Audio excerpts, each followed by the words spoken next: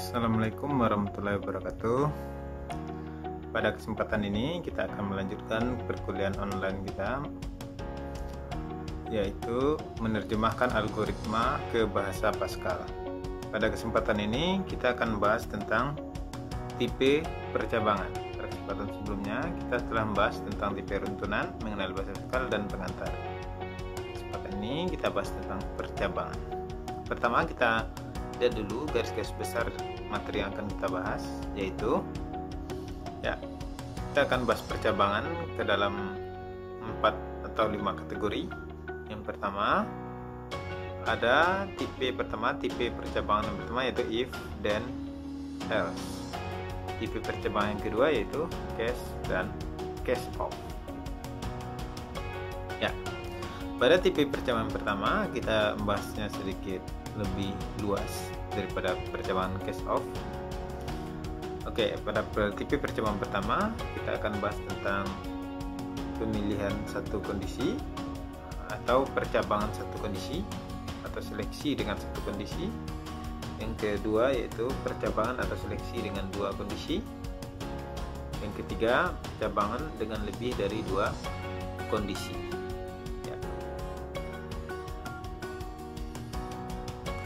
Selanjutnya kita akan bahas detailnya satu persatu dan kita akan melihat perbedaan antara if, then, else, dan case of nanti ya. Yang pertama yaitu percabangan satu kondisi atau seleksi satu kondisi. Yang pertama, sebelumnya kita telah membahas flowchartnya, yaitu ada runtunan data, kemudian kondisi, kita cek kondisinya. Jika kondisinya bernilai benar, maka pernyataan yang disyaratkan akan dijalankan. Jika kondisinya salah, maka pernyataan tersebut akan dilewati atau dia akan jalan ke perintah selanjutnya. Karena bagaimana kodenya atau bahasanya di Pascal, kita cukup menuliskan yaitu bahasanya di Pascal yaitu if, kondisi, kita tuliskan kondisinya, then, statement. Kondisi di sini bertipe boolean atau jelas nilainya yaitu benar atau salah. Jadi kondisi harus sesuatu yang jelas kebenarannya. Dia jelas bernilai benar atau bernilai salah. Kemudian statement yaitu pernyataan yang akan dieksekusi jika kondisi benar. Karena di sini hanya ada satu kondisi, karena itu di sini dikenali dengan seleksi satu kondisi. Sekarang kita lihat contoh programnya, yaitu program untuk menyatakan lulus atau tidaknya ujian seorang dengan batasan nilai lulus jika nilainya lebih dari 60. Jadi kondisinya lulus jika nilai lebih dari 60. Berarti kan lulus kondisi nilai lebih dari 60. Di sini jelas cuma ada satu kondisi yaitu nilai lebih dari 60 atau tidak. Sekarang kita jalankan, kita buatkan programnya. Di sini ada yang opsional, yaitu kita bisa memberikan judul. Program contoh ini belum memiliki judul, jadi kita bisa memberikan judul pada program ini. Ini opsional, boleh ada boleh tidak, yaitu program misalnya kelulusan, berarti nama programnya adalah kelulusan. Tapi ini hanya opsional, boleh ada boleh tidak. Kemudian kita tetapkan variabel apa saja yang ada. Di sini variabel yang ada yaitu nilai ujian, karena tadi kita akan mengecek nilai ujian apakah lebih dari 60 atau tidak. Berarti nilai ujian adalah esensial. Kemudian variabel yang kedua yaitu keterangan. Keterangan ini yaitu menyatakan lulus atau tidak lulus.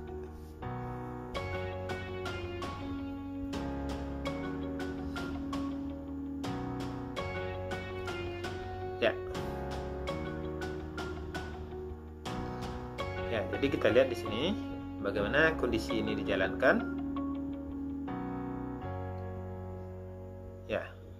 Sekarang kita lihat yang pertama, keterangan didefinisikan tidak lulus pada program pada contoh ini. Keterangan tidak lulus. Berarti karena program, ingat program runtunan, dia akan baca nilai yang terakhir, misalnya A sama dengan 1, A sama dengan 2. Berarti si program akan mengenali A sebagai 2. Program akan melupakan nilai A yang sama dengan 1. Begitu juga di sini. Kita memberikan nilai awal untuk keterangan, yaitu tidak lulus. Sekarang kita lihat.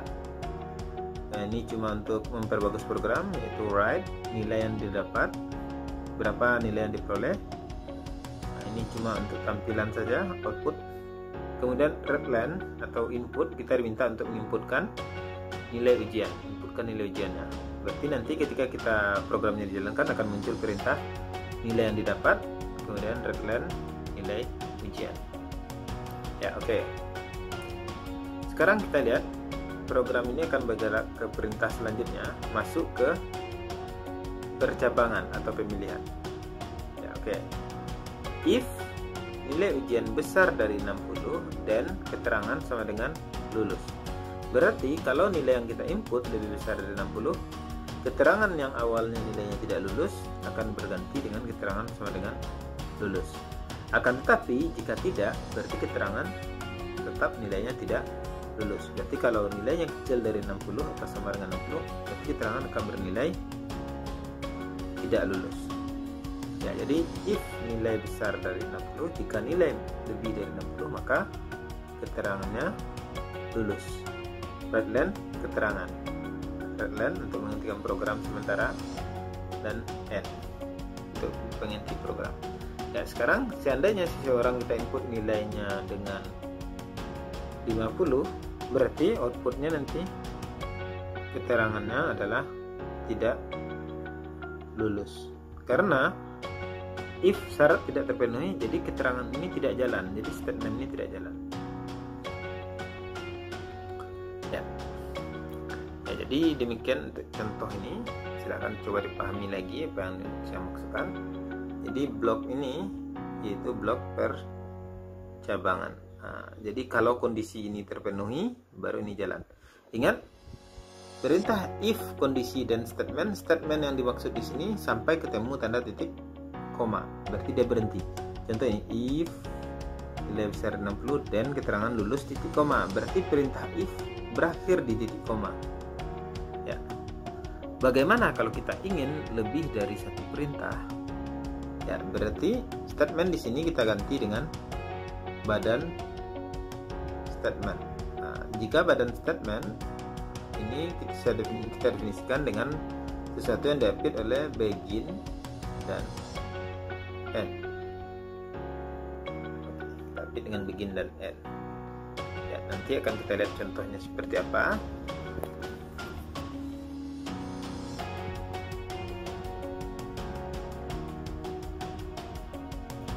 Ya, kita lanjutkan contoh.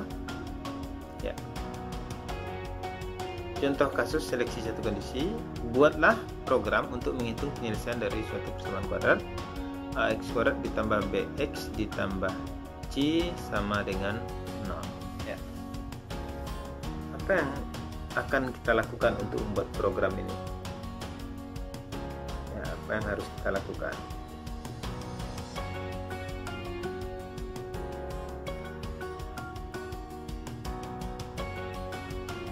Apa yang akan kita lakukan?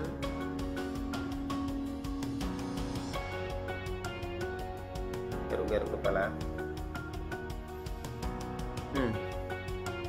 Ya, tentu pertama kita harus memahami dulu permasalahannya. Ini permasalahannya itu menghitung penyelesaian suatu persamaan kuadrat berbentuk ax kuadrat ditambah bx ditambah c sama dengan 0. Ya, sejauh yang kita ketahui yaitu persamaan kuadrat, solusi dari persamaan kuadrat yaitu x1 sama dengan min b plus akar d per 2a. Kemudian x2 min b minus akar d per 2a. Ya, sekarang kita lihat di sini. Kedua, solusi ini ada jika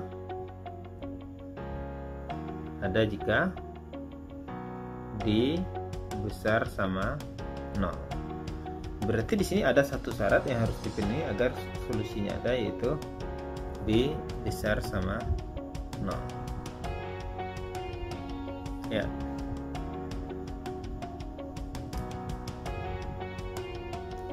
Ada satu syarat, yaitu B besar sama 0. Ingat, di sini kita tidak akan menentukan jenis dari solusi persamaan kuadratnya, tapi kita cuma menuliskan nilai dari persamaan kuadrat. Ya, oke. Berarti di sini ada nilai D yang harus kita pertimbangkan. Sebagaimana yang diketahui, B sama dengan B kuadrat dikurang 4 dikali A dikali C. Oke. Berarti di sini variabel-variabel yang kita butuhkan ada beberapa, yaitu X1, X2, A, B, C, dan D. Jadi ada sekitar 6 variabel yang kita butuhkan.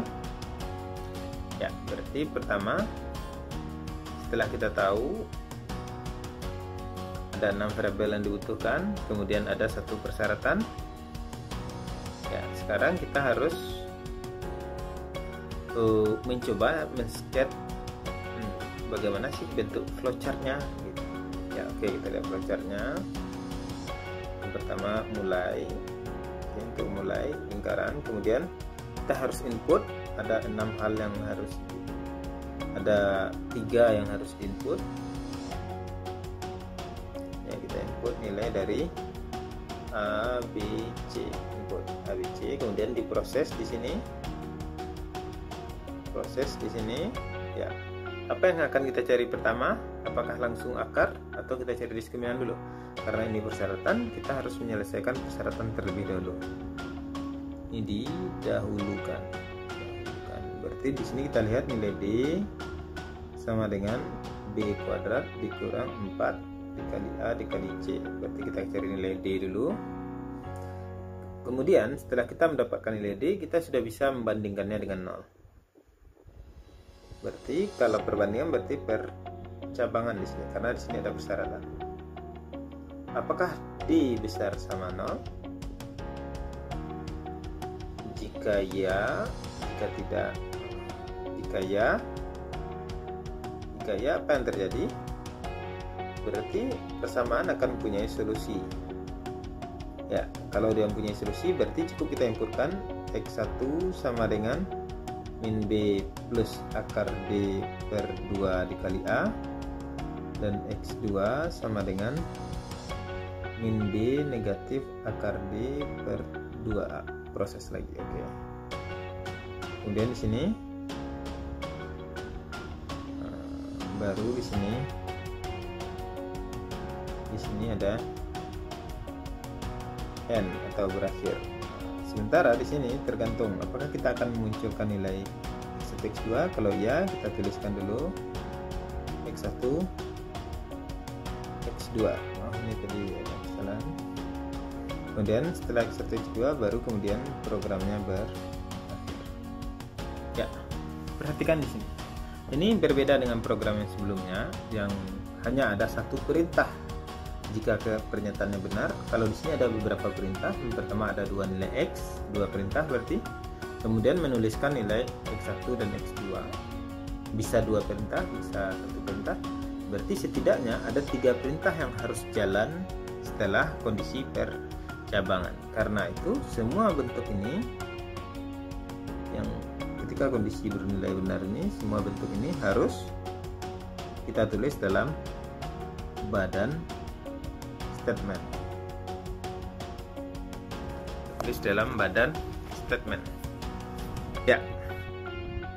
Selanjutnya kita tinggal menerjemah flowchart ini ke dalam bahasa Pascal sehingga bisa kita tuliskan dalam satu bahasa. Ya, oke, kita lihat.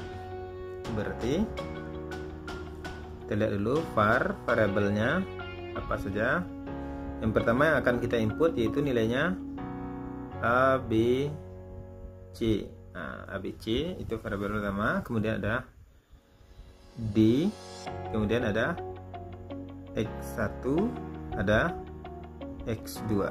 Ingat, pemberian nama variabel boleh harus huruf di depannya, tapi tidak boleh angka, karena itu harus X1. Tapi kalau 1X dia akan error.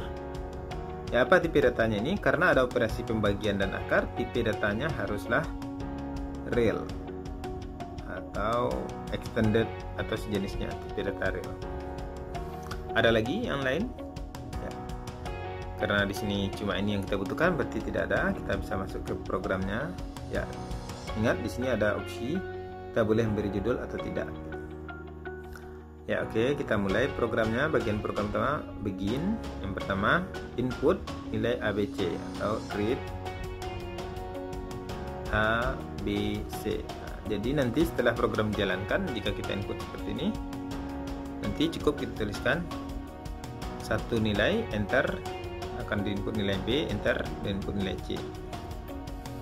Oke, kemudian setelah ABC diinput, berarti selanjutnya kalau kita lihat di program ini, kita harus menentukan nilai D. Berarti di sini kita buat D titik 2 sama dengan, ingat untuk pendefinisian nilai di Pascal dibatasi oleh titik 2 dan sama dengan B dikali B dikurang 4 dikali A dikali C. Kali di sini menggunakan bintang. Oke, dengan demikian nilai D juga sudah kita dapatkan. Ya. Karena keterbatasan tempat akan saya sambung di sini. Ya, kondisi selanjutnya yaitu persyaratannya. Persyaratannya itu D besar 0. If D besar sama 0, then ya, karena di sini kalau D besar sama 0 ada 3 perintah minimal yang harus kita jalankan. Berarti di sini harus kita mulai dengan begin sebagai untuk menandakan dia nantinya satu statement begin. Apa yang akan dimulai? Yang pertama, x1 sama dengan min B plus akar D per 2 kali A. Oke, diakhiri tanda titik koma.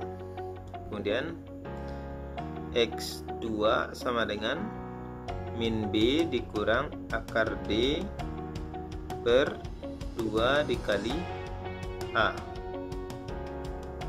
Oke, ini masih dalam satu perintah if. Kemudian tuliskan write len.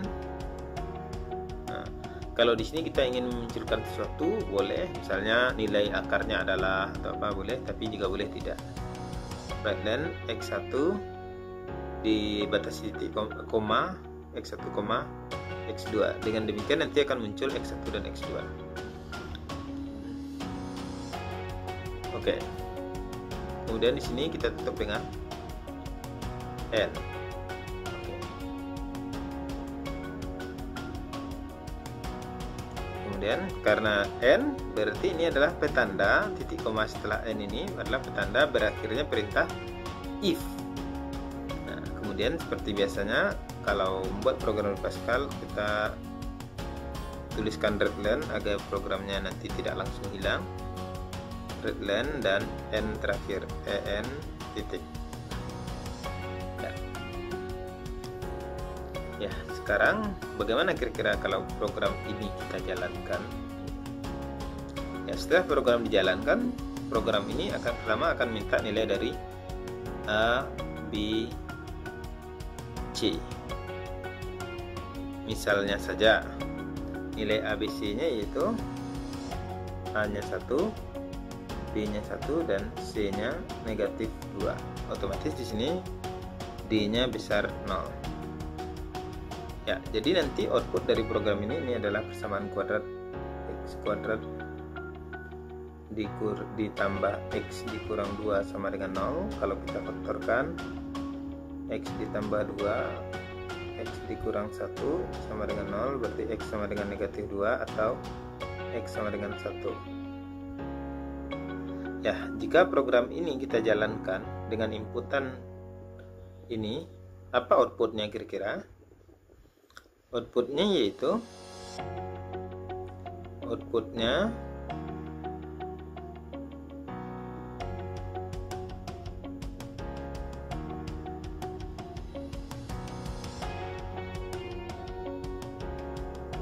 ya, kalau program ini kita jalankan nanti outputnya adalah karena di sini tambah dulu baru kurang, berarti yang besar dulu, berarti outputnya nanti adalah 1 dan min 2. Nah, ini outputnya berdekatan 1 min 2, seolah ditulis 1 dikurang 2, 1 min 2. Outputnya cuma ditulis berdekatan 1 dan 2, artinya akar yang pertama 1, akar dan yang kedua negatif 2.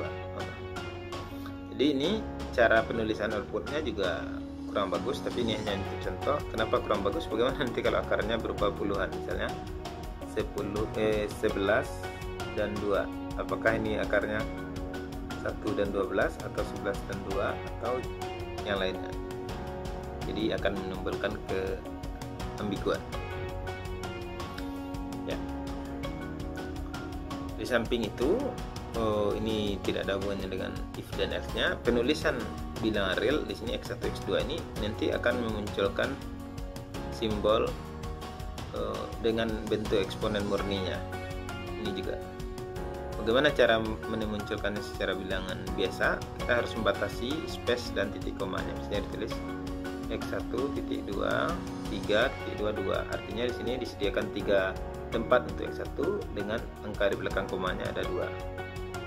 Oke, bisa ditambahkan titik 23 titik 22 ya. Oke, kita lanjut ke kasus selanjutnya ya, yaitu percabangan dengan 2 kondisi. 2 kondisi di sini dimaksudkan yaitu ya, kondisinya bisa jadi 1 tapi pernyataannya 2, itu yang saya maksudkan di sini.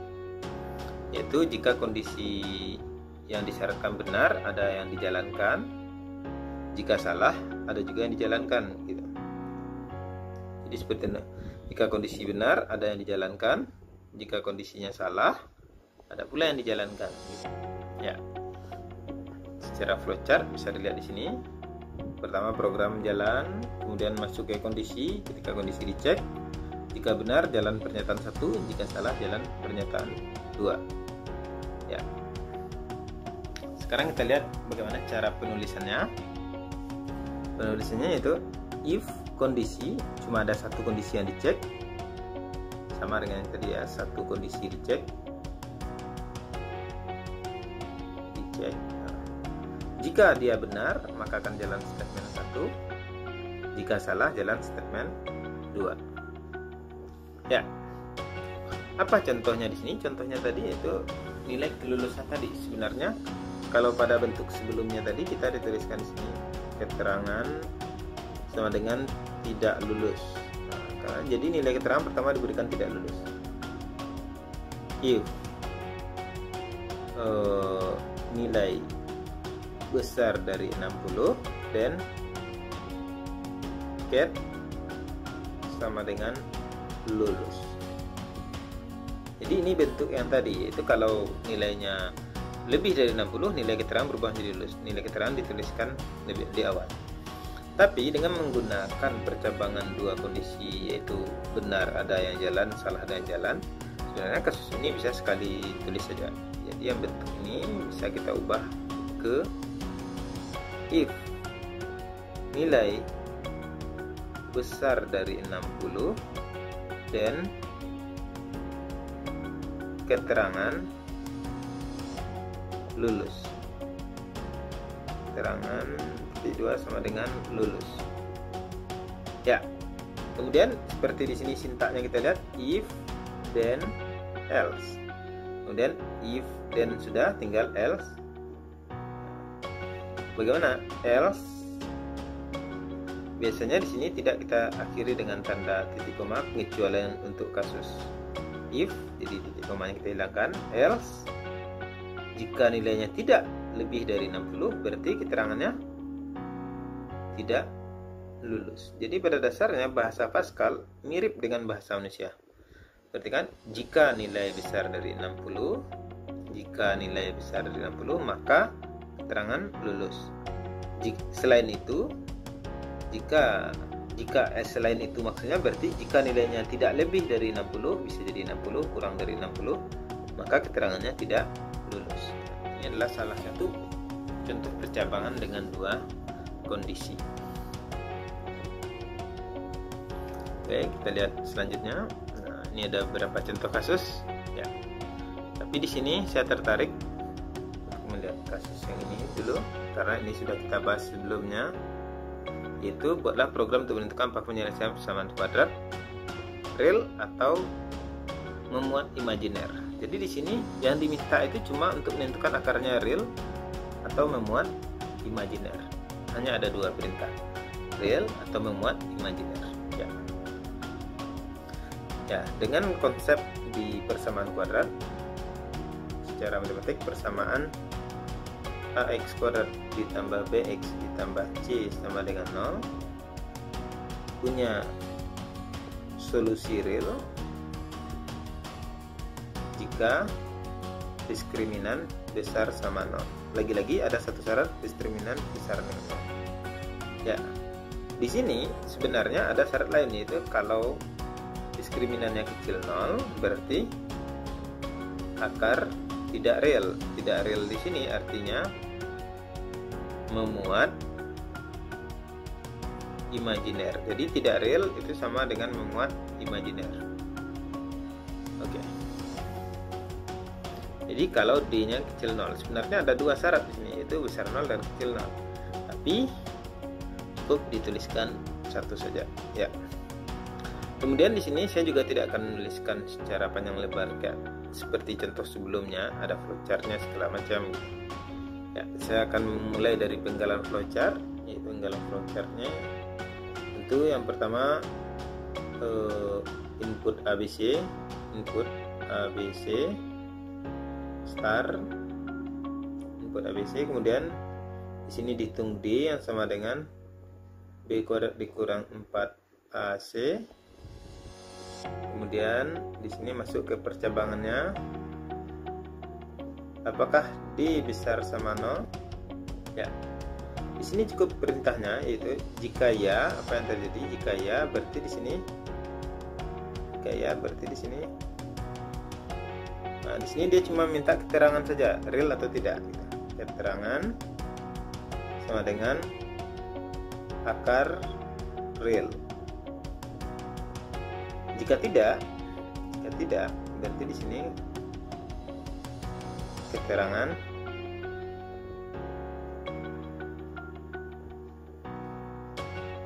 akar. Ingat kalau string harus diapit tanda petik, akar tidak real. Oke. Kemudian di sini ya akhir dari percabangan. Kemudian di sini kalau kita mau menuliskan outputnya, tulis keterangan outputnya, write keterangan, kemudian end atau programnya berakhir, algoritmanya berakhir. Jadi ini flowchartnya. Oke.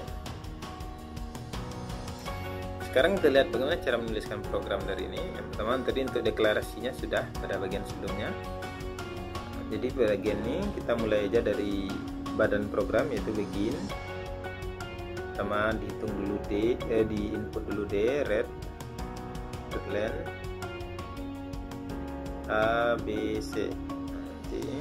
Kemudian D sama dengan B kuadrat B dikali B dikurang 4 dikali A dikali C.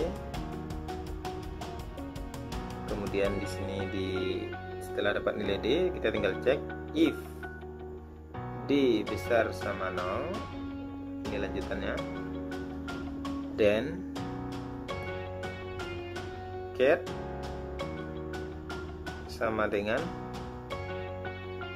akar persamaan kuadrat real. Jika tidak besar dari 0 atau kecil 0, else get sama dengan akar PK imajiner. Nah, ingat tadi di sini tidak dikasih tanda petik, tapi di sini dikasih tanda petik. Titik koma maksudnya. Oke. Kemudian di sini baru kita tuliskan outputnya, yaitu berarti di sini kalau sudah kita screen titik koma berarti perintah if sudah habis. Berarti di sini cukup kita tuliskan write atau outputnya apa, write len keterangan. Nah, kita tuliskan keterangannya. Oke, write len, kemudian setelah ini n. Oke, demikian. Ya, tapi di sini ada sedikit perbedaan dengan yang tadi, itu di sini ada keterangan. Jadi kalau bagian deklarasinya harus kita tambahkan satu, yaitu var yang pertama b c d, itu adalah real, kemudian di koma, kemudian ada keterangan, itu tipenya adalah string. Oke. Ya, jadi di sini programnya sudah lengkap.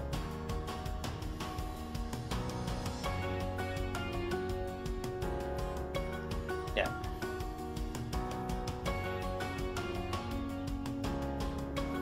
Ya, kemudian di sini kita beranjak pada contoh yang kedua, yaitu buatlah program untuk menentukan apakah bilangan bulat adalah genap atau ganjil. Nah, bagaimana caranya? Apakah suatu bilangan bulat adalah genap atau ganjil? Jadi di sini cukup kita buatkan dengan di sini saya cuma akan mencontohkan dari penggalan perintah if-nya saja, karena ini cukup jelas. Ya, untuk menentukan genap ganjilnya suatu, kita cukup ngecek genap atau ganjil itu kita lihat keterbagian oleh 2, dibagi 2. Kalau sisanya 0, sisa 0 berarti genap. Jika tidak 0 berarti ganjil. Nah, ya, ingin melihat sisa bagi itu ada operasinya di dalam Pascal, yaitu menggunakan mod. Ya, jadi untuk membuatkan program ini sebenarnya cukup mudah, sederhana. Kita tinggal melakukan operasi modulo. Ya, di sini untuk kasus yang pertama saya buatkan di sini saja secara ringkas, yaitu if, misalnya bilangan yang kita input adalah n, if n mod 2 sama dengan 0, n mod 2 berarti n dibagi 2 bersisa 0, then maka ya keterangannya genap, else berarti kalau tidak 0 keterangannya ganjil. Ya, jadi di sini ingat string diapit oleh tanda petik. Jadi di sini penggalan program ini menunjukkan bahwasanya perintah percabangan cukup mudah dilakukan jika kita memahami materinya dengan baik. Ya, oke. Selanjutnya kita lihat percabangan lebih dari 2 kondisi.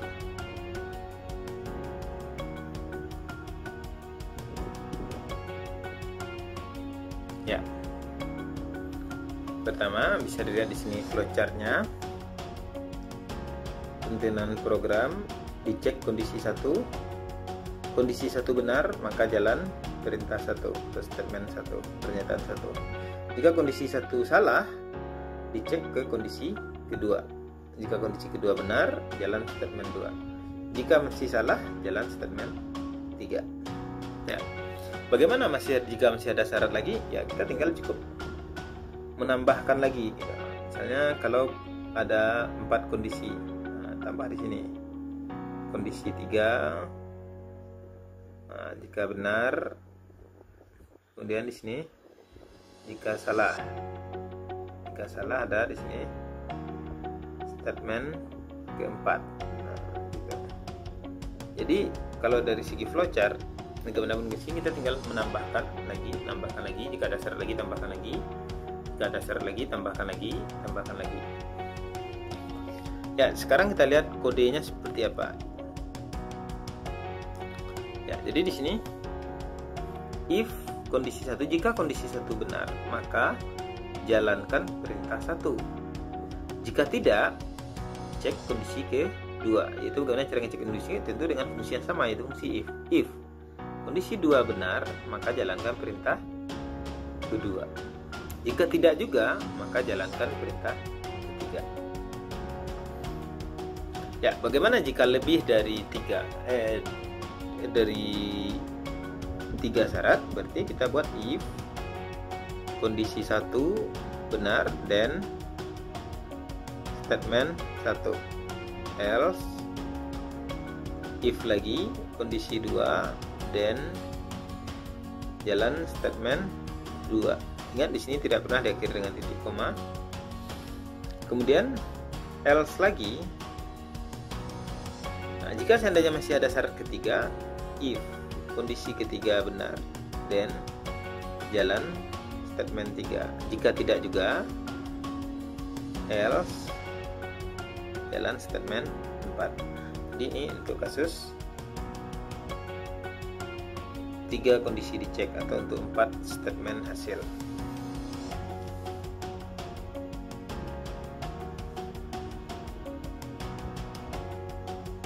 Ya, oke, silakan dipahami. Ya. Untuk melihat contoh dari program ini, kita tidak akan memulai lagi program dituliskan dari awal. Kita cukup menuliskan penggalan saja. Misalnya, di kampus berlaku jika nilainya besar sama 80, berarti nilai angkanya A. Jika nilainya di antara 70 dengan 80, berarti nilai angkanya B. Oke. Nah, jika ini N ya nilai. Oke. Jika nilainya di antara 70 dengan 60, maka nilainya C. Jadi di sini ada 3 kondisi. Kemudian lagi selain itu, ini kalau N-nya di antara 60 sampai 50, berarti nilainya, sebutlah nilainya D. Nah, jika tidak, jika N kecil dari 50, berarti NA-nya E, misalnya seperti ini. Ya. Jadi di sini ada 5 syarat yang harus dicek. Ada 5 syarat. Dan minimal 4 syarat harus dicek. Karena di sini diasumsikan penginputan nilai pasti dalam rank yang diminta, yaitu dalam rank N-nya dari 0 sampai 100. Oke. Ya, oke, kita lihat bagaimana cara penulisan dengan kondisi ini. Pertama, kita cek kondisi 1 di sini. Berarti if kondisi 1 yaitu N besar sama 80. If N besar dari 80, then apa yang akan dilakukan? Berarti nilai akhir sama dengan A. Oke. Else jika tidak, bagaimana? Kita cek lagi apakah tadi kita sudah tahu nilainya tidak di atas 80. Kita cek apakah nilainya di atas 70. Jadi walaupun syarat yang kedua ada 2, yaitu dari 80 sampai 70, tapi yang 80 sudah kita cek sebelumnya. Jadi tidak perlu dicek lagi, kita tinggal mengecek apakah besar dari 70. Jika ya, then NA-nya sama dengan B. Kemudian else lagi, else jika tidak, berarti yang 70 sudah dicek, tinggal kita cek apakah besar dari 60. If N besar sama 60, then NA-nya sama dengan C. Kemudian ingat di sini tidak ada tanda titik koma, cukup di akhir saja. Else lagi. If N besar sama 50, then NA-nya sama dengan D. Kemudian tinggal satu syarat lagi, kecil dari 60, berarti kita tidak perlu menulis syarat yang aneh-aneh lagi. Jika menulis else, jika tidak juga, berarti NA-nya sama dengan E, karena tidak ada pilihan lain lagi setelah ini. Oh, ini tidak ada titik koma, di sini ada sebagai akhir dari perintah if dan else. Oke. Jadi dilihat di sini. Di sini kondisinya ada 5. Di sini yang dicek ada 4 dan yang sisanya mengikuti.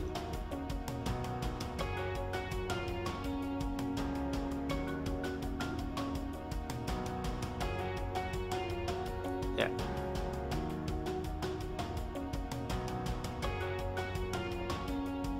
Ya, sekarang untuk kasus dari percabangan lebih dari dua kondisi, kita lihat di sini ada statement if dan else tersarang atau if tersarang, nested if.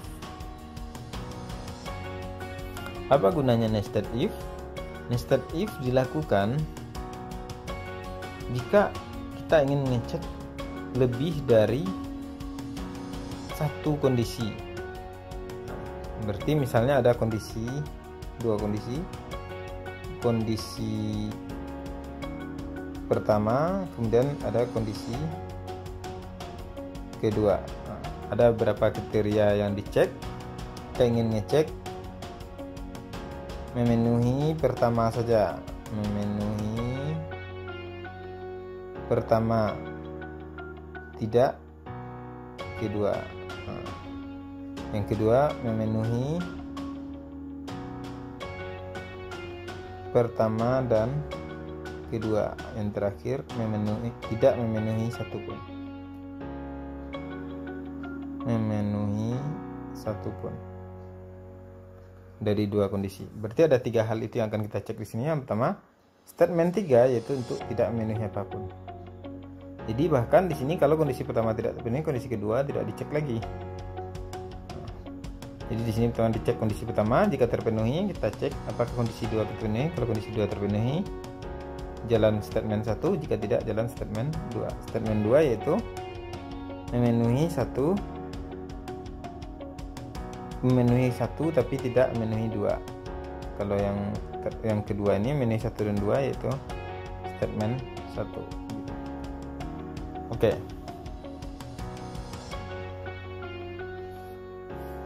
Ya, sekarang bagaimana cara menerjemahkan flowchart yang dituliskan ini ke bahasa?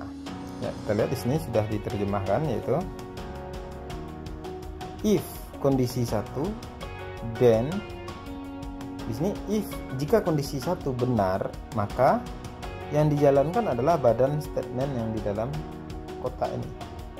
Jika salah, dia akan melewati ini dan langsung mencet else statement 3 jika salah. Jadi ini yang ini jika kondisi pertama salah.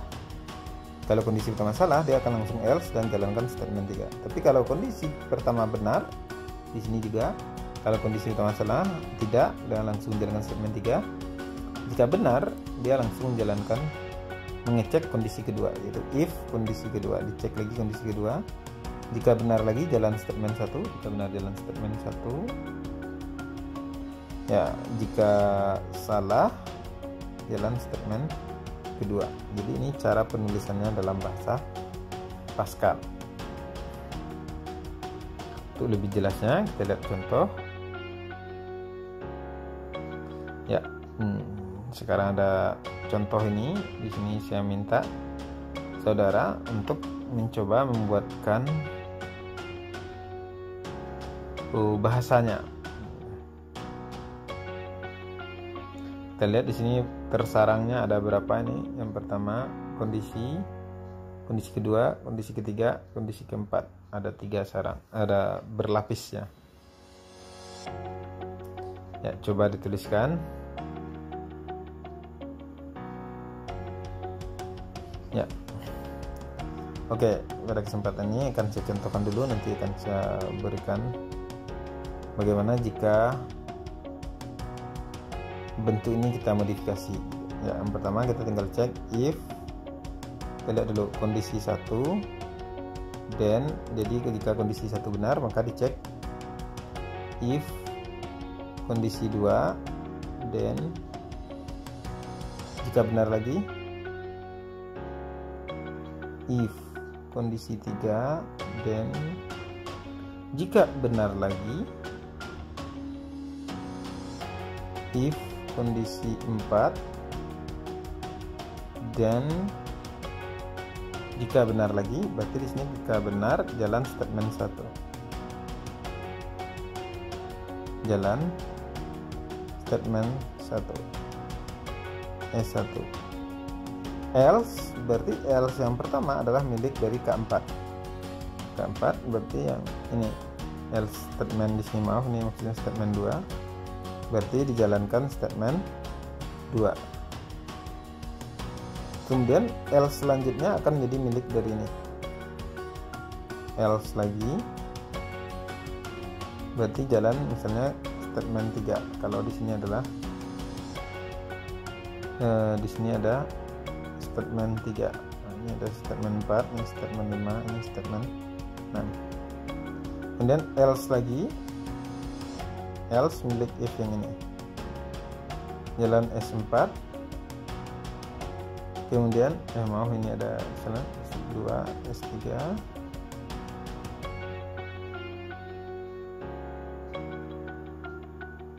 Oke, di sini ada kesalahan ya. Ini terbuat 2 kesalahan. Oke, ini S4, ini S5. Jadi ini tidak ada. Jika tidak lagi ada satu if lagi, berarti else S5, statement kelima. Kalau kita lihat ketersarangannya, berarti yang pertama yang ini itu tersarang dengan yang ini. Maaf, ini ke sini. Kemudian yang ini.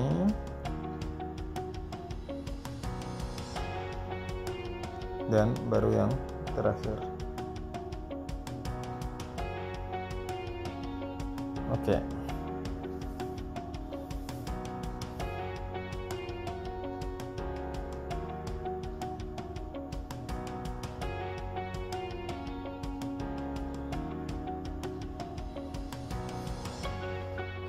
Nah, selanjutnya sebagai tugas, coba buatkan flowchart untuk bahasa untuk flowchart berikut. Saya buatkan flowchartnya di sini dulu.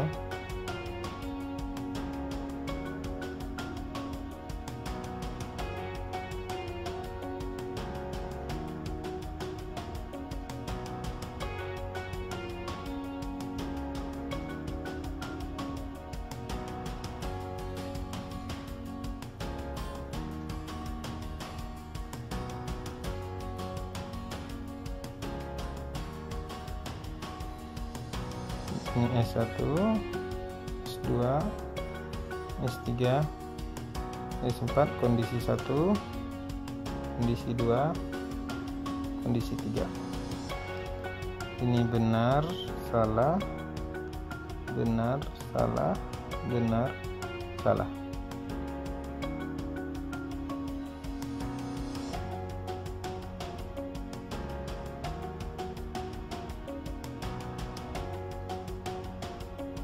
Oke, coba buatkan bahasa pseudocode untuk flowchartnya. Ya.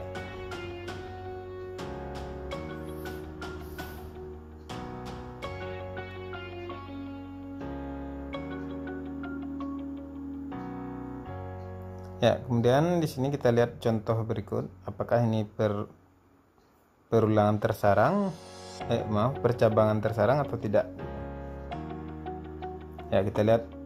Ya, kita lupakan ini sebagai tugas.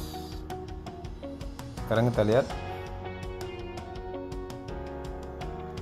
kasus ini. Bagaimana menentukan bonus bagi pembeli berdasarkan total pembelian dengan kriteria sebagai berikut.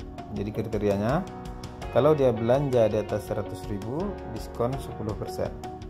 Kalau belanjanya di antara 50 sampai 100.000, dikasih bonus 1 buah piring. Jika di antara 10.000 sampai 50.000, dikasih 2 gelas. Jika kurang dari 10.000, tidak ada bonus. Ya, mungkin ini pada zaman-zaman dahulu kala kasusnya. Nah, belanja 10.000 aja dia dapat 2 gelas. Nah, sekarang kita lihat kondisi syaratnya, yaitu total di atas 100, di antara 50 dengan 100. Ya, jadi kalau kita perhatikan ini adalah persyaratan. Jadi tidak ada yang tersarang. Misalnya kalau di atas 100 benar, apa selanjutnya? Tidak ada, langsung perlakuan diskon 10%. Kalau di antara ini langsung perlakuan. Kalau di antara ini langsung perlakuan. Kalau ini langsung perlakuan. Jadi di sini tidak ada perintah yang bersarang. Jadi bersarang di sini maksudnya setelah perintah 1 benar, cek lagi perintah 2. Apakah benar juga? Kalau benar lagi, apakah perintah 3? Tersarang itu seperti itu. Jadi maksudnya seperti dalam kotak ini, apakah ini benar? Kalau benar, ada lagi enggak di dalamnya? Ada lagi enggak di dalamnya? Jadi dia tersarang, ada perintah yang dicek. Tapi ini terpisah. Kalau ketika ini salah, kita lanjut ke perintah selanjutnya. Kalau salah, lanjut ke perintah selanjutnya. Salah, lanjut ke perintah selanjutnya. Jadi ini cukup kita tuliskan dengan, oh di sini saya tidak akan menuliskan flowchartnya lagi, langsung aja seperti kita cek if. Kita cek dulu. Yang pertama dicek apakah total di atas 100. Jika total di atas 100.000, dan diskon bonus sama dengan diskon 20%. Oke. Itu kalau totalnya di atas 50. Ya, selanjutnya mirip dengan yang tadi. Else if T di atas 50.000, berarti di sini otomatis kalau seandainya benar di atas 50.000 sudah pasti di bawah 100. Karena pertama sudah kita cek dulu apakah di atas 100, tidak, baru kita cek apakah di atas 50.000, dan bonusnya itu sama dengan 1 piring. Kemudian else lagi if T nya besar sama 10.000 dan bonus sama dengan 12. Else yang terakhir, else ini berarti bonus sama dengan tidak ada. Oke. Ya. Ya, jadi dengan demikian kita bisa menjalankan program ini dengan mudah, tinggal menambahkan sintak deklarasi bagian dan juga bagian judul. Ya, oke. Kemudian tugas lagi, coba buatkan program ini ke bahasa Pascal.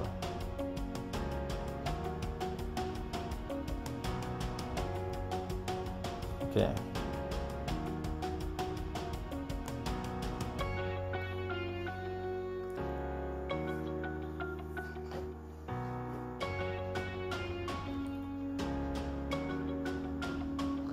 Selanjutnya kita akan membahas tentang percabangan case off.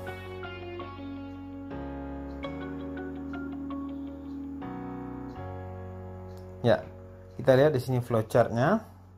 Percabangan case off yaitu kita dilibatkan dengan beberapa kondisi juga. Jadi pada dasarnya percabangan case off juga bisa kita lakukan dengan percabangan lebih dari satu kondisi, tapi terlalu banyak if then. Kemudian perbedaan dari tipe daftar nilainya ini. Nah, di sini daftar nilainya berupa bisa bertipe ordinal atau sesuai dengan tipe dari nilai. Jadi di sini bisa kita buat kondisinya ini bermacam-macam. Ya. Pertama kita lihat dulu flowchartnya, dicek apakah kondisi 1 benar, jika ya jalan aksi 1. Jika tidak, dicek kondisi 2, jika benar jalan aksi 2, dicek kondisi KN, jika benar dengan. Jika tidak juga berarti ada aksi terakhir. Oke. Ya, kita lihat.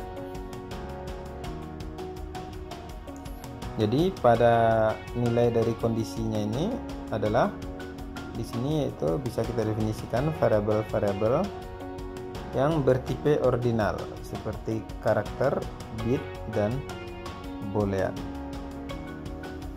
Kalau boolean di sini nilainya cuma ada dua, benar atau salah. Jadi ada tiga ini, char, bit. Kemudian kita lihat contohnya di sini.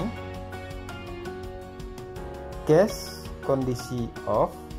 Kondisi di sini berbeda dengan kondisi pada case off ini. Tidak kita lihat benar dan salahnya di sini. Tidak langsung dicek benar salah. Jadi kondisi ini yang dimaksudkan di sini yaitu variabel yang disyaratkan. Misalnya case n off. Kalau satu, berarti ini artinya kalau nanti n ini diinput orang satu, maka jalan statement pertama. Jadi beda ya, beda dengan case tadi. Kondisinya tidak dengan if dan else yang kondisinya langsung dicek benar salahnya. Pada case off kondisinya tidak langsung dicek benar salahnya. Jadi kondisi disesuaikan dengan daftar case-nya. Jadi nanti kondisi, misalnya kondisinya ini n ini nanti diinput orang apa? Apakah label 1, label 2, label 3, atau label ke n? Nah, gitu. Jadi kita bisa menambahkan juga else di akhir, seperti halnya if then. Jadi di sini tipe pertama, pada contoh pertama case daftar label 1, label 2 sampai label 3, label ke n, kemudian statement habis. Berarti ini pas ada n kondisi. Sementara pada case off yang kedua, yang pertama ada n kondisi, dan ini kondisi harus. Artinya kalau n kondisi ini tidak benar, ya ini tetap juga akan dijalankan, harus dijalankan. Sementara pada tipe pertama ini memungkinkan tidak menghasilkan output apa-apa ketika kita input suatu nilai n. Ya, sekarang kita lihat langsung ke contohnya. Nah, ini contohnya langsung.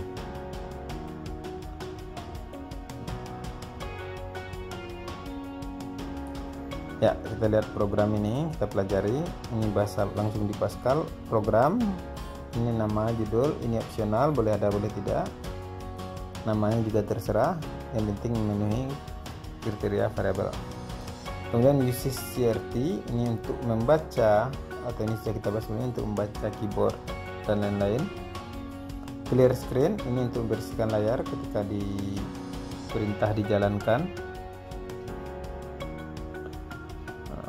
Kemudian kita lihat bagian deklarasi. Usage CRT dan clear screen harus sejalan, kalau tidak akan error. Clear screen merupakan bagian salah satu perintah dalam usage CRT, salah satu bahasa dalam kamus usage CRT. Oke. Kita lihat dulu bagian deklarasinya, cuma ada satu, fill. Kita akan variabelnya fill, yaitu integers. Ya, kemudian di sini write pilihan.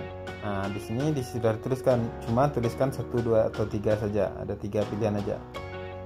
Tuliskan pilihannya. Baca pilihan. Jadi ini membaca input pilihannya.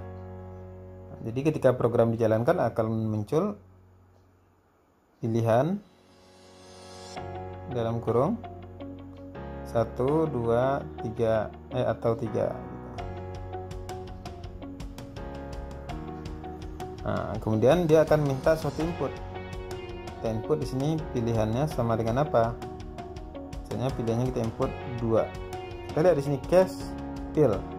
Fill yang kita input tadi 2. Berarti dilihat di sini case fill. Fillnya yang mana? Apakah labelnya 1 yang kita input? Tidak. 2 ya. Karena ya berarti tuliskan pilihan Anda adalah 2. Berarti akan muncul importnya pilihan Anda adalah 2. Dia tidak akan ngecek lagi ke bawahnya, kecuali belum ketemu baru dicek ke bawahnya. Else pilihan Anda salah pilih. Write line selesai. Jadi yang selesai pasti keluar. Jadi di sini selesai. Oke, karena perintah case off hanya berlaku sampai sini, sampai else.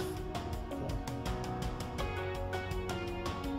Ini tempat keberlakuan perintah cache off. Ya, oke, silahkan dipahami untuk kode cache off.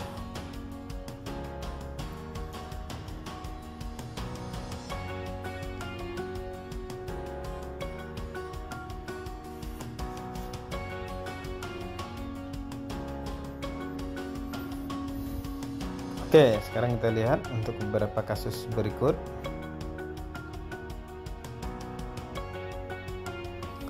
Ya, di sini kita cuma akan untuk contoh kasus kedua akan saya jadikan tugas. Ini tugas, dan kita juga hanya akan memulai di sini menginput program ini, menuliskannya dari potongan penggalan saja.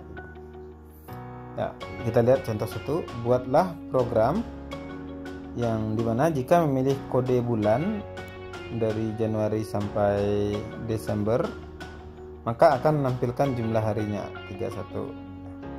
Kemudian jika memilih bulan kedua Februari, maka akan menampilkan jumlah harinya.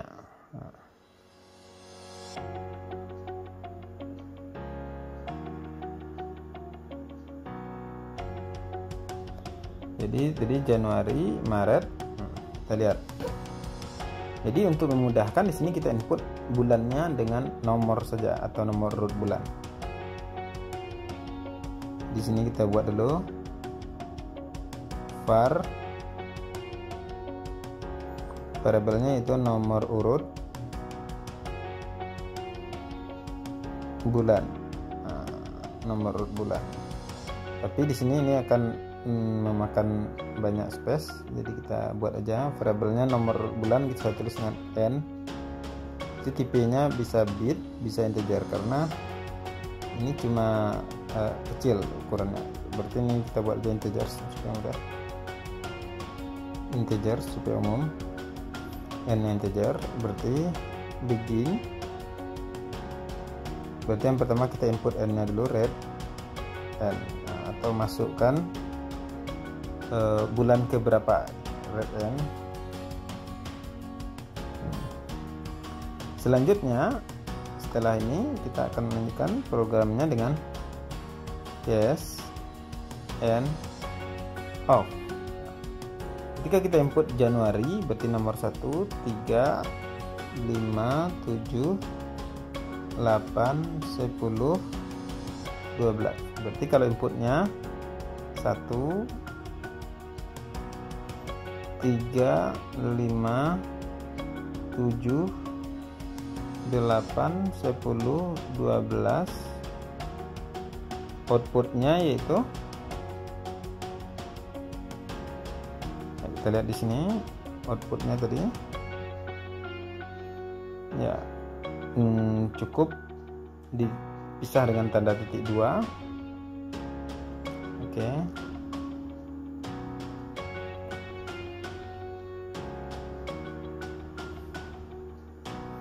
Berarti Redland berarti jumlah hari sama dengan berarti di sini ada variabel lagi jumlah hari dengan JH, berarti jumlah hari sama dengan 31. Oke. Kemudian jika di input adalah 2, berarti di sini jumlah hari sama dengan 28. Kemudian else jumlah hari sama dengan 30. Oke, di sini ada titik 2. Ya, dengan demikian perintah cache off sudah berakhir. Berarti ini kalau di input 1, 3, 5, 7, 10 harinya 31. Kalau di input 2 berarti 28. Selain itu 30. Ya, ini sebagai salah satu contoh saja penggalan dari cache off-nya.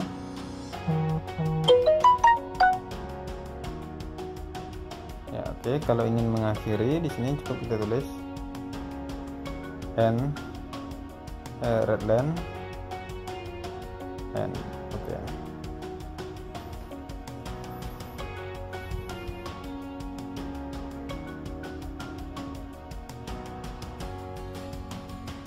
Ya. Sekarang kita lihat apa sih perbedaan if dan case.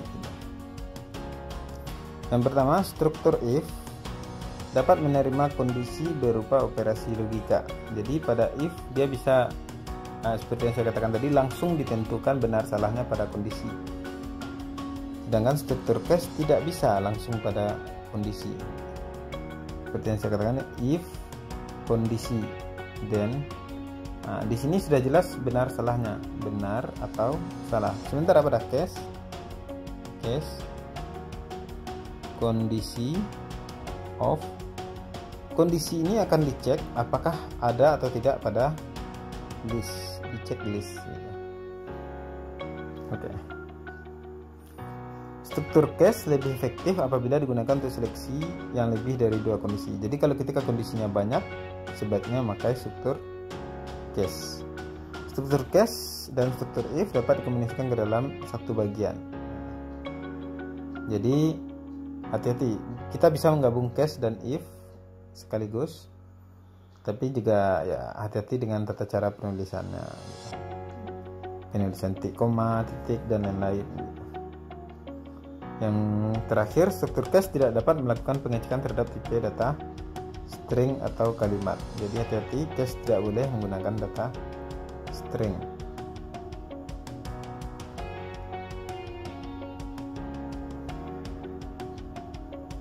Ya, kemudian yang terakhir yaitu pemakaian and dan or. Nah, ini yang dikatakan di sini tadi. Pada struktur if dapat menggunakan operasi logika. Apa operasi logika? Salah satunya yaitu and dan or. Kemudian ada lagi not, sort. Ya, seringkali kita harus memeriksa kondisi lebih dari satu. Jadi kita harus menggunakan dari dua kondisi ini, jadi bisa kita gunakan dengan and dan or. And itu untuk keduanya benar, benar, or untuk salah satu benar. Pernyataan bernilai benar. Ya, contohnya misalnya kondisinya x-nya besar dari 30, y-nya kecil dari 20. Berarti di sini if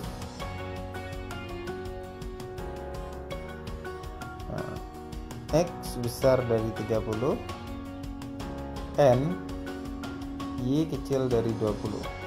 Jadi ini dibaca sebagai satu kondisi. Kalau ini benar dan ini benar, maka ini benar dan ini benar, maka pernyataannya dianggap benar. Tapi kalau salah satunya salah, dianggap salah. Dan kalau salah satunya salah, maka yang akan jalan adalah else statement 2. Jadi ini penggabungannya, kita lihat contoh ini. Di sini inputnya pilihan.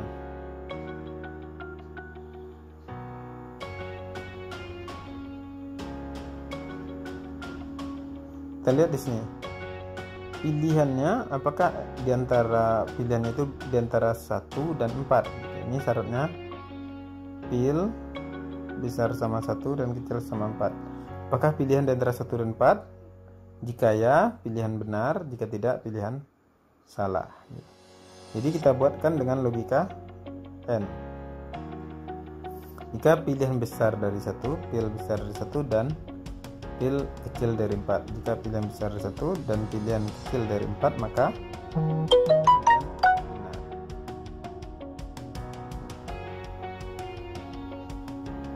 ya, jika tidak, pilihan salah.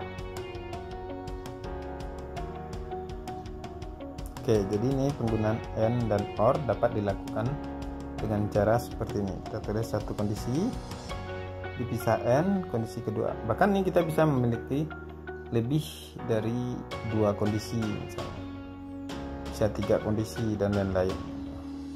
Kita cukup menambahkan n. Berarti misalnya kita membutuhkan 3 kondisi. Kondisi 1 n, kondisi 2 n, kondisi 3 bisa. Berarti ini kalau 3 kondisi harus terpenuhi. Oke.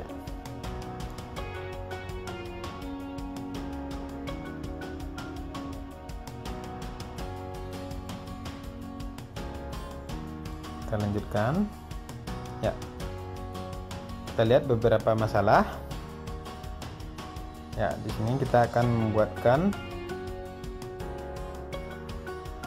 flowchart atau pseudocode-nya. Kita lihat tergantung kondisinya. Yang pertama, buatlah algoritma untuk membaca sebuah bilangan bulat, lalu menentukan apakah bilangan tersebut merupakan kelipatan 4. Nah, ini mirip dengan mengecek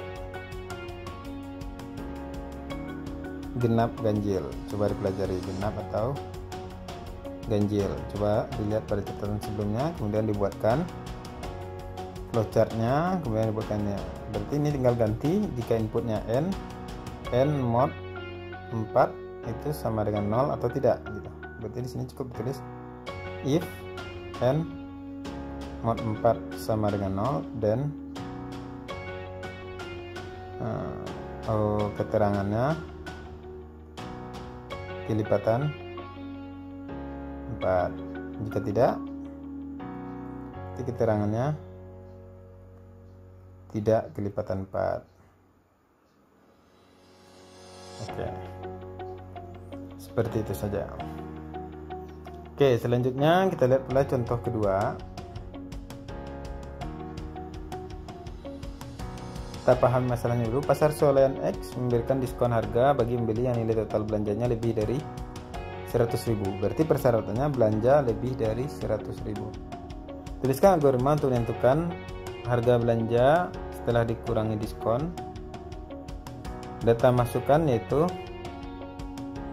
nilai total belanja beli, sedangkan keluarannya yaitu diskon harga dan nilai belanja setelah dikurangi diskon. Ya, jadi ini soalnya belum lengkap karena diskonnya tidak dituliskan berapa. Misalkan diskonnya 10%. Berarti di sini ada variabelnya. Berarti variabelnya yang pertama total belanja, kemudian diskon, kemudian harus bayar. Nah, tergantung juga, diskon bisa berupa dalam persen atau dalam bentuk angka.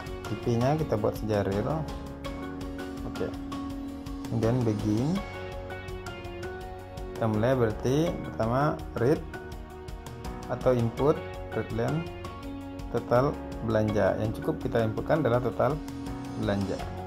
Kemudian syaratnya if, yang disyaratkan tadi total belanja lebih dari 100.000. If total belanja lebih dari 100.000, then D sama dengan 10% misalnya. D sama dengan 0,1 atau 10%.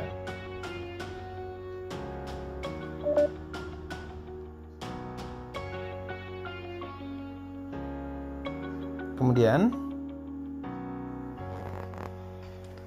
jika D-nya bernilai 0,1, jika seandainya total belanjanya kurang dari itu, berarti ya tidak ada diskon.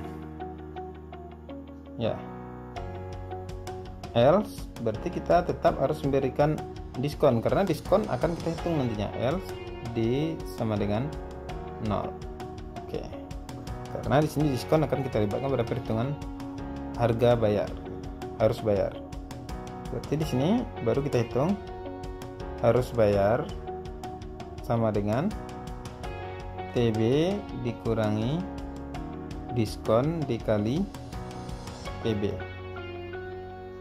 Ya, dengan demikian kita sudah selesai membuatkan program, tinggal kita membuatkan outputnya saja. Ya, jadi perintah if dan else-nya ada di sini.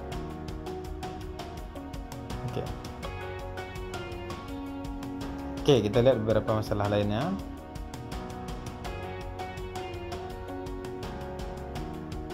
Nah, ini mengurutkan 3 bilangan. Ini sudah cukup sering kita bahas waktu membahas tentang algoritma saja. Silahkan dibuatkan programnya.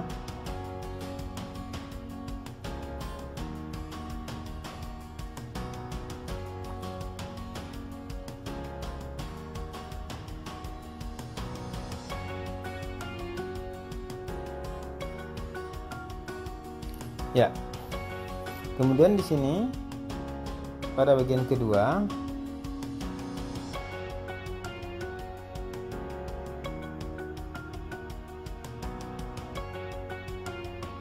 diinputkan 3 buah sisi segitiga ABC sisi segitiga dengan A kecil sama B kecil sama C. Berarti di sini sudah ditentukan apakah yang mana yang paling besar antara A, B, C. Ya. Sekarang kita akan menentukan apakah segitiga ini siku-siku, lancip, atau tumpul. Oke. Berarti di sini ada 3 kondisi untuk ini, yaitu menggunakan triple Pythagoras. Jika C kuadrat sama dengan A kuadrat ditambah B kuadrat, berarti siku-siku. Oke. Jika C kuadrat besar dari A kuadrat ditambah B kuadrat, berarti tumpul. Jika C kuadrat kecil dari kuadrat ditambah B kuadrat, berarti lancip.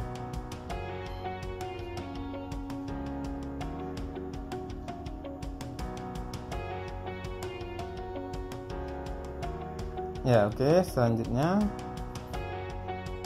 akan kita buatkan programnya. Setelah kita menentukan kriterianya, berarti di sini ada 3 persyaratan. Berarti minimal ada 2 kondisi yang harus kita cek. Berarti kalau kita buatkan dari awal, variabel yang akan kita input var itu A, B, C. Itu adalah bilangan real. Kemudian begin mulai, yaitu input atau read A, B, C. Kita tulis di sini keterangannya A kecil sama B kecil sama C. Ingat, dalam bahasa Pascal cara menulis keterangan yaitu dikasih tanda kurung awal. Ini tidak akan mempengaruhi program, ini cuma akan memberikan penjelasan. Kemudian kita cari, kita bandingkan, kita lakukan percabangannya. If C kuadrat sama dengan A kuadrat ditambah B kuadrat, then keterangannya siku atau segitiga siku-siku. Jika tidak, else, berarti kita cek pula apakah C kuadrat besar dari A kuadrat ditambah B kuadrat. Else berarti karena dicek lagi, berarti if. Else if, then, jika iya berarti keterangannya tumpul. Jika ini tidak juga, else lagi, berarti segitiganya keterangannya adalah segitiga lancip.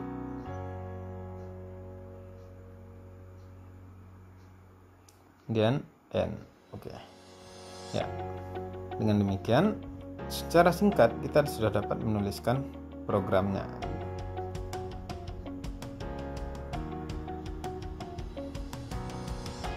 Ya, ini karena panjang, silakan jadikan tugas. Oke, selanjutnya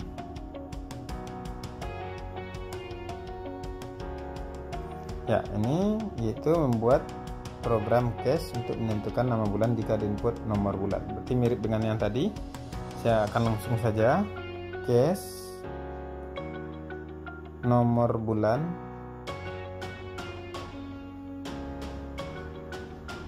of, berarti nomor bulan. Di sini kita inputkan nomor yang muncul nama. Jika yang kita input itu 1, berarti namanya adalah Januari. Oh maaf, berarti di sini harus ada variabelnya. Misalnya nama bulan Januari. Oke. Yang di input 2, nama bulan Februari. Begitu seterusnya sampai 12, berarti nama bulan 3 sama dengan Desember. Oke. Tapi di sini tidak ada else karena tidak ada pilihan lain. Kalau yang di input selain ini berarti else. Ya, kalau kita ingin menuliskan keterangan juga, kita tulis saja write tidak ada bulan dengan nomor itu.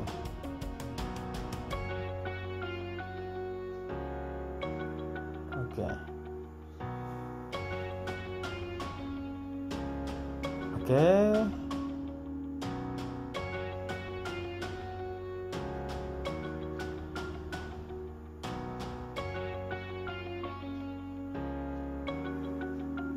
Ya, demikian penjelasan kali ini.